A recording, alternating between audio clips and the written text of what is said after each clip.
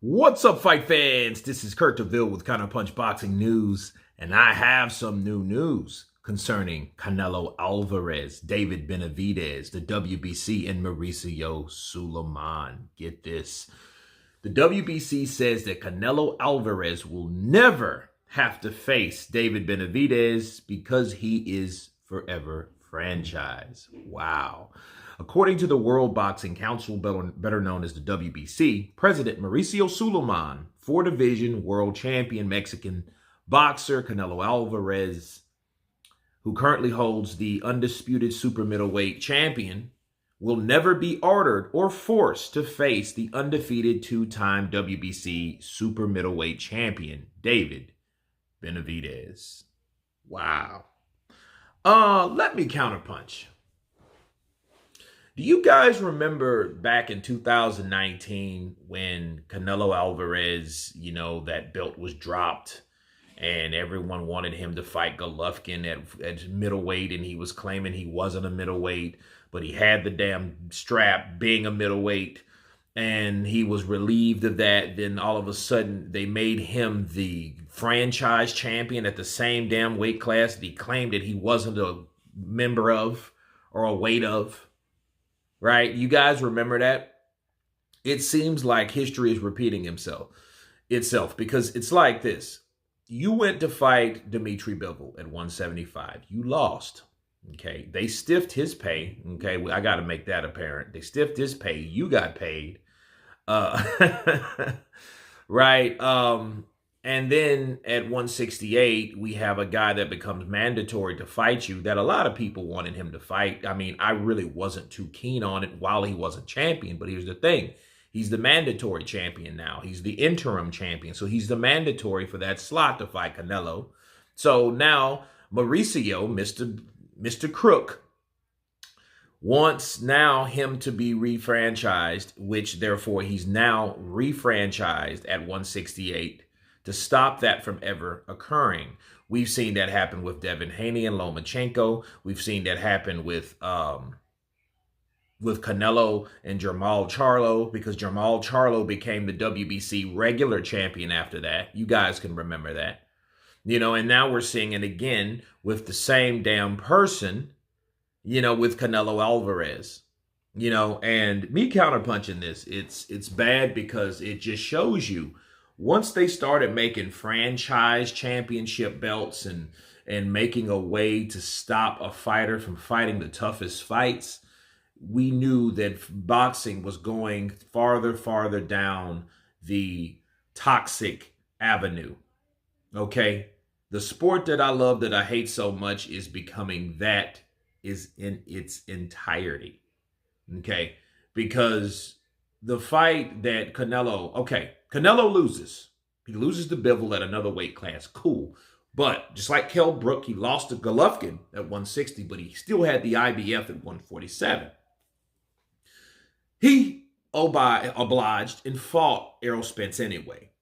Okay. Now, because Errol Spence wasn't a superstar cash cow, right? He had to fight who he had to fight because he wasn't that person. But Canelo Alvarez is that person, isn't he? He is the cash cow. He is the person that holds the sport of boxing under his grasp because he makes the most money, right? Allegedly. Okay. And because of that, they're now making another reason why he doesn't have to fight the best. Maybe because he got his ass whooped by Bivol. Maybe they're trying to give him a break. Maybe they don't want him with back-to-back ass whoopings from a bigger, taller guy. Maybe that's the case. Who knows?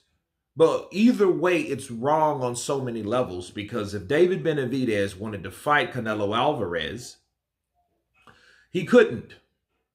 He could never fight for the WBC franchise champion because it's a status. It's not actually a belt. Even though they made that damn belt to say that it was a belt, but it's a belt that, in Canelo's case, he cannot win. But in Loma's case, he could lose.